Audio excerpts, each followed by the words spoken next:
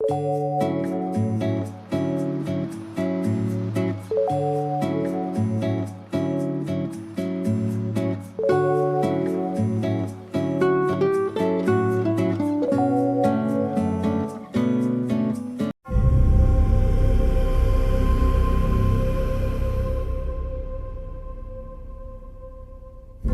we all agree Phase 4 was probably the most disappointing thing that Marvel has ever put out ever?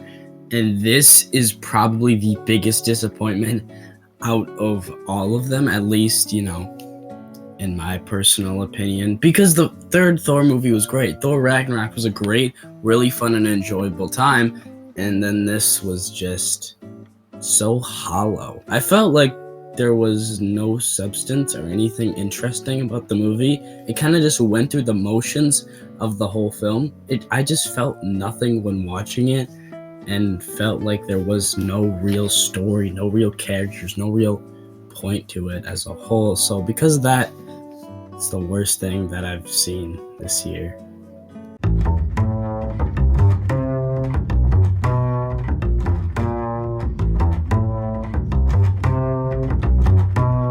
Eh.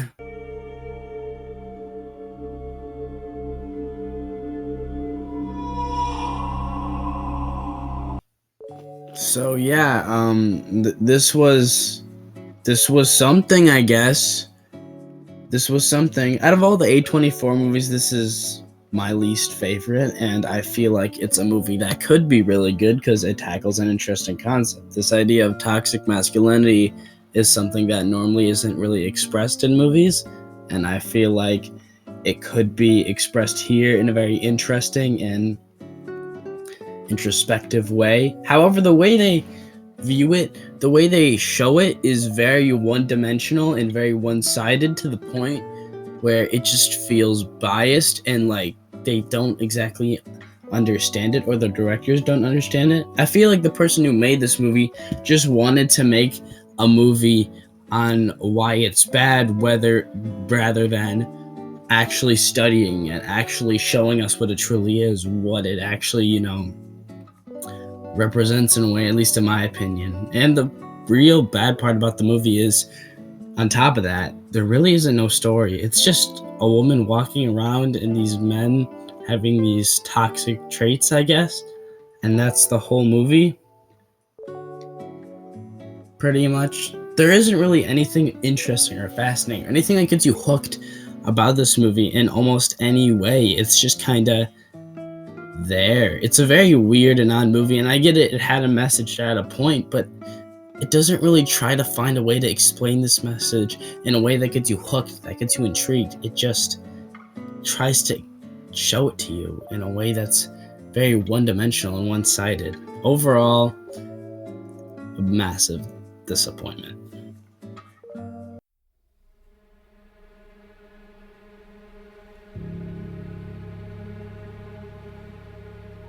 Eh.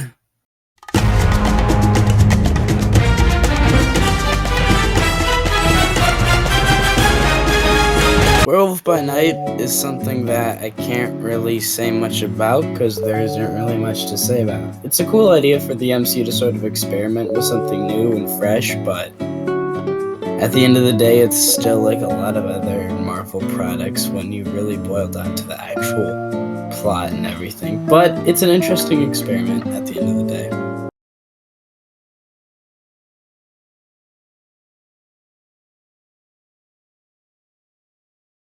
Smile is just a movie with a kind of interesting concept, and that's it. Beyond that, it's a pretty standard horror movie.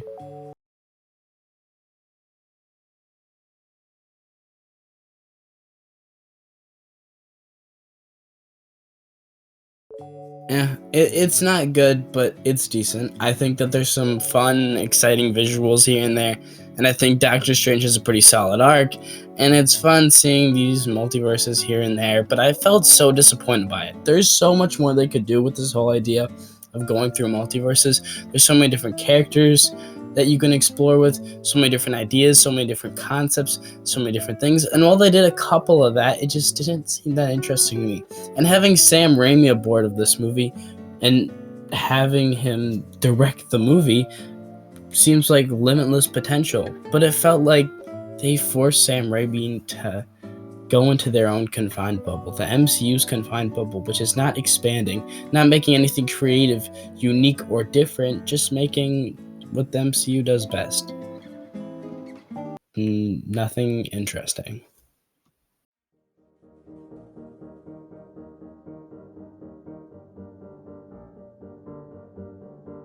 Just fun.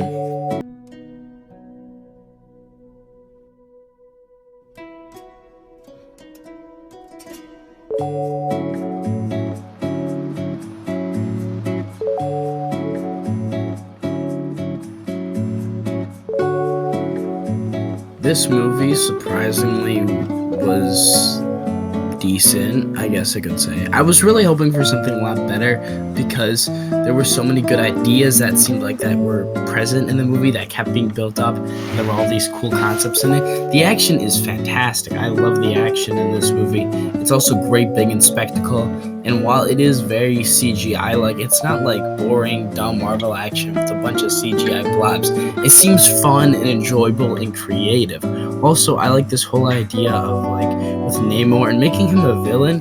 I feel like was a very good idea and a good, I think it was the right choice, at least in my opinion, because Namor is normally perceived sort of as a villain by society.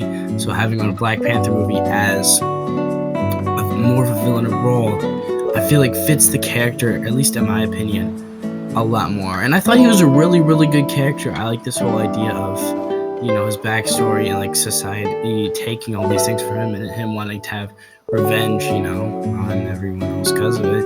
It was a good enough backstory in my opinion. However, what I didn't like about the movie is that you could clearly tell this was supposed to be a T'Challa movie.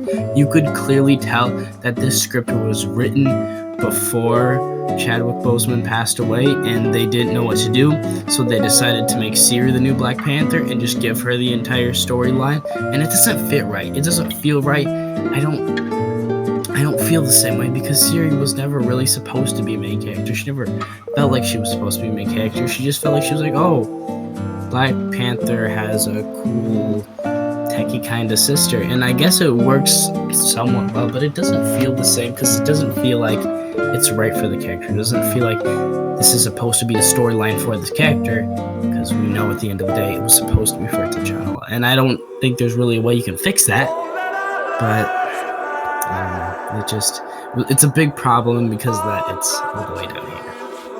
Well, we're finally down to the first solid enough pretty good movie. I think Elvis has some good aspects to it. Sometimes it's really fun, entertaining, and I really like how they tell the story of Elvis. I feel like the way they do it, the way they show it, it's in a way where it feels long, but not like it's overly long at the same time. It feels like it's the right amount of runtime. Also, I really like the guy who plays Elvis. You really can buy and believe that it is, Elvis. It just like it does a lot of things right when it comes to the story, the characters, and the performances, and it makes you feel like that you lived through Elvis's life. However, with that said, the editing is so over-exaggerated and so annoying because it's these big, flashy, and over-exaggerated edits that are really, not fun to look at and are just really flashy and annoying, and it feels like with that overall it's just doing too much, and sometimes the storytelling feels a little bit mixed and jumbled, and I also question what the whole point of the movie really was and who really I'm supposed to, not exactly who I'm supposed to be rooting for, but who exactly are these characters? What is their personality? Who are they as people? I felt that with Elvis, but with all the other characters, I was kind of confused about that as a whole, I guess. And overall, it's a good movie, but not a great movie because it is way too flawed to be in that category.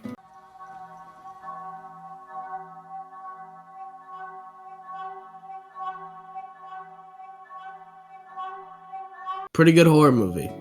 Pretty good horror movie. Very tension filled, very interesting concept, and somewhat entertaining.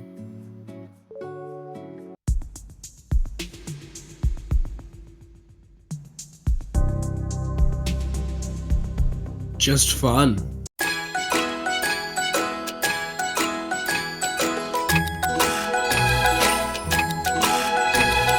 Overall, I think this was a very solid, really well done movie, and I feel like a lot of that has to do with how it takes these fantasy tropes from the original story and kind of makes them feel more real and genuine. It makes it feel more real, more down to earth, more relatable, which is weird because it's about a talking wooden puppet, but at the same time, they're able to make it just seem like you can relate with the characters and the story a lot more than with the Disney adaptation that we were given. Also, I really like the animation. It's very unique and flamboyant, and it's something I haven't really seen that much before, and I feel like it has its own unique style and look, and I really appreciate movies that are able to have that.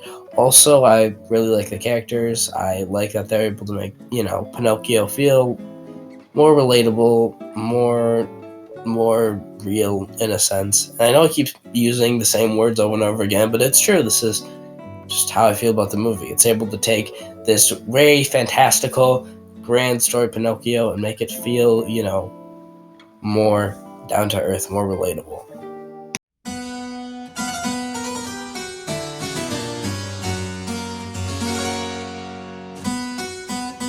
Knives Out 2 is overall a really good movie. Is it as good as the original? No, of course not. But it overall just kind of has the same structure as the original Knives Out, just not nearly as good, but still pretty solid when it comes all down to it.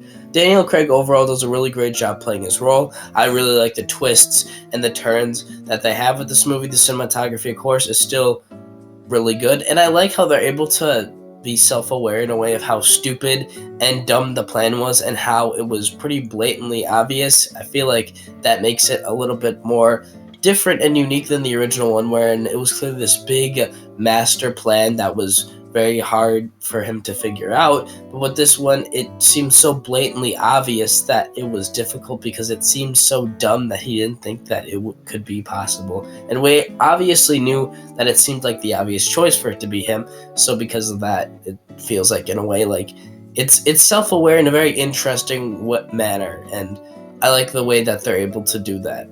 But when it comes down to it, the ending was very stupid. It was a very dumb way to end it with them just setting his house on fire or whatever. And it's like, okay, cool. You still can't prove that should be in jail. Whatever. Yeah, still good movie. Just has a lot of problems and issues when it comes to the acting and the ending, and it comes to how they wrap it all up.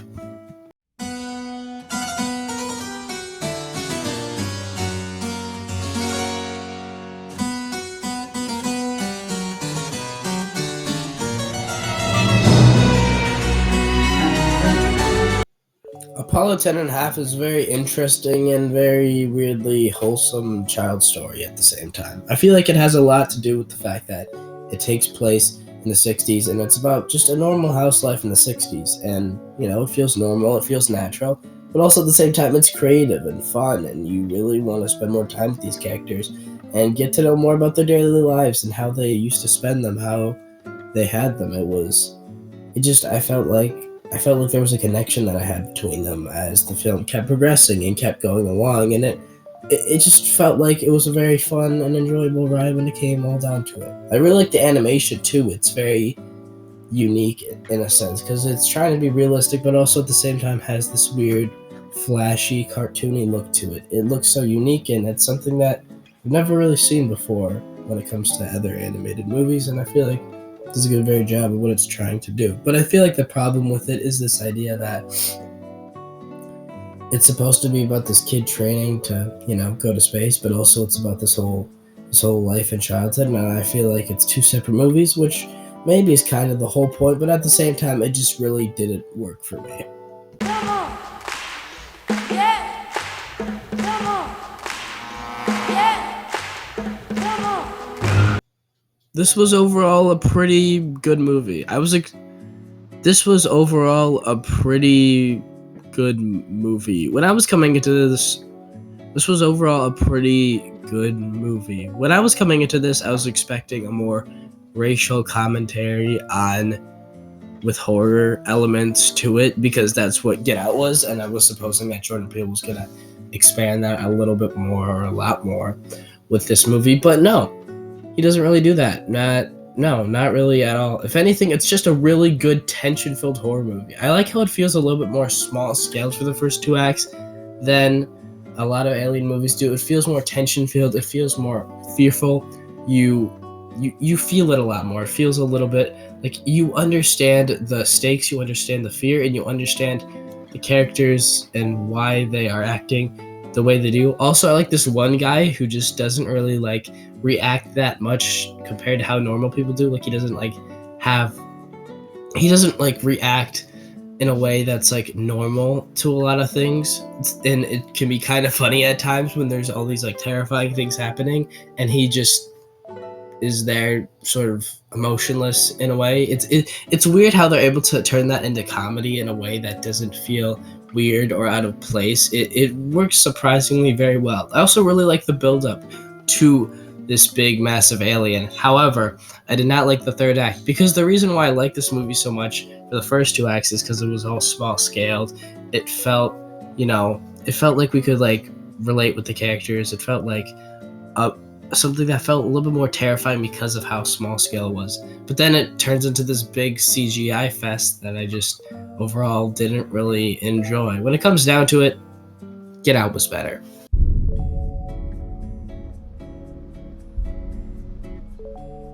The Northman, when it comes down to it, is just a really well-made movie, and I feel like that's why a lot of people like it so much. It's just really well made in almost every aspect. Cinematography, script, performances. It's just also really good and really well done, and I feel like that's why people like it and consider it one of the best movies of 2022. Now, is it something that I rewatch constantly? Probably not. I mean, it's something I wouldn't mind rewatching, but at the same time, I don't think I would rewatch this over and over again, and that's kind of the problem is it doesn't really have that rewatchability factor that some of these other movies above it have for me, so because of that, I have to put it at number 6.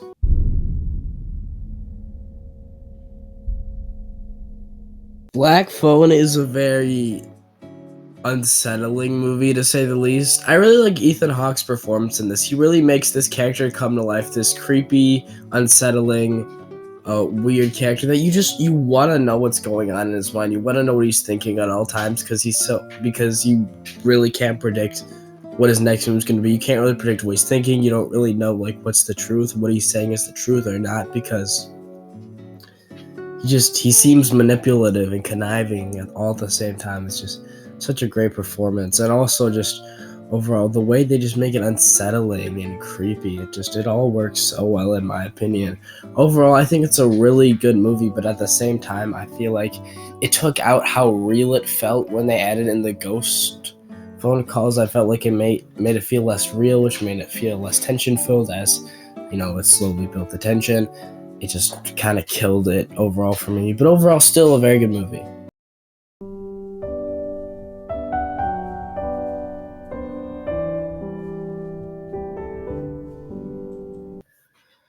So, yeah, I was very excited to hear about this movie since I knew it was going to be about the life of Spielberg. And while I already knew sort of like his childhood and his upbringing and how it sort of was, at the same time, I was curious to see what it would be like in more of a film format. And yeah, I really did like this movie. I feel like Spielberg was able to craft a movie that was so perfectly told about his upbringing, about how he was as a child, about his actions, his mannerisms, as well as like just everything in general about him and his life. And I feel like seeing it brought, I don't think they could have done a better job at it. It made us feel like that we lived through Spielberg's life with him, while at the same time not feeling insanely long and dragged out. It was the perfect amount of time, in my opinion, but also was able to just feel like something that was fun and entertaining and enlightening, but at the same time dark and depressing, all in this one great, fantastic movie. The performances are great. You really buy them as a family. You really buy the dialogue and the script and all of it. It just feels so real. It all feels like you can relate to it, and you feel like you're a part of this family, even if that does sound quite weird to say. And also, I really like the themes about deciding what truly is like right and what's truly wrong, and like this idea of like, even if like people say it's the wrong thing, and even if everybody is against this thing that you want to chase, you should still chase it if it's what you truly desire and believe in, which is something that his mother does in this movie, which is the fact that even though no one in his family wants her to really do it, she wants to be with this other guy because she truly is happy with him. And this idea that we should chase what makes us happy regardless of what other people think, and even if there will be consequences to those actions and relationships will be broken, if we're truly unhappy in that other state, we should chase something that will make us feel overall in a way better. It's a really great and well done movie, and while there are some problems and issues with like certain things that just seemed out of place and sketchy, and at the end of it you kind of question what was the whole point, it was a pretty great movie.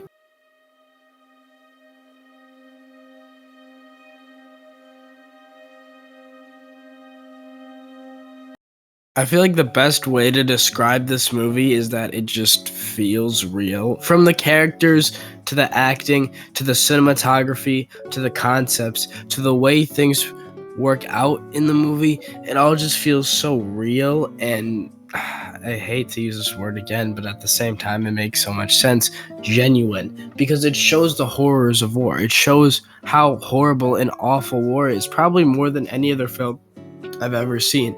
And it's doing all this, it's showing you all this, and it makes it all seem so real and like it actually could have happened, is because it's trying to convey this one message, which is that war is hell.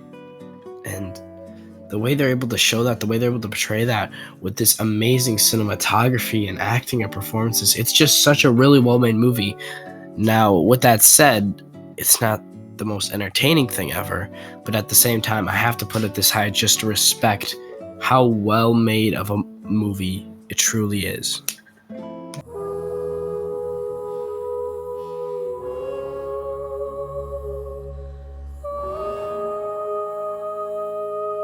This is probably the best made movie of the year, at least from what I can tell, because A24 really did a good job with this. This was like their most successful movie ever, and it really changed grounds for film, like at least this year in my opinion, because of it was a movie that, while being an A24 movie that was crazy and wild and out of this world, it still made a lot of money, and a lot of people really were drawn to it in a lot of ways, which I found quite surprising. But anyways, talking about the movie, what's weird is it's this big grand movie about this massive spectacle and all this stuff happening, when really it's about a family coming together. It's able to take all these crazy wild adventures, all these crazy alternate dimensions, all the stuff that's happening, and somehow make it about a family that's dysfunctional coming together to slowly understand each other, which is something that I normally don't see with movies. Normally you'll see like a movie that's wild and crazy sort of have that message, but it's not fully there. But a movie like this is able to take this simplistic message and just make it work, make it interesting. The visuals are absolutely out of this world. I love how they're able to, just portray them. It makes it feel like the Matrix kind of visuals, but without the really ugly CGI that is very dated. So I think that works perfectly. And then there's, of course, the great action scenes, and also it's so vibrant and colorful and fun at the same time. It's really like the perfect package. It's an A24 movie that has all these things to say, has all these great visuals, and it's also fun and entertaining. They really were able to create this truly amazing movie that I feel like a lot of people should see. And honestly, this is the only movie that I'd say is even close to my number one spot in any way, shape, or form.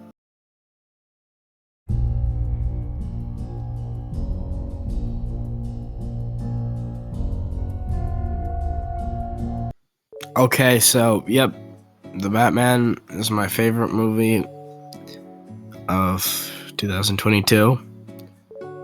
I've talked about it so many times. I've made a video on it. Just go check that out. Bye.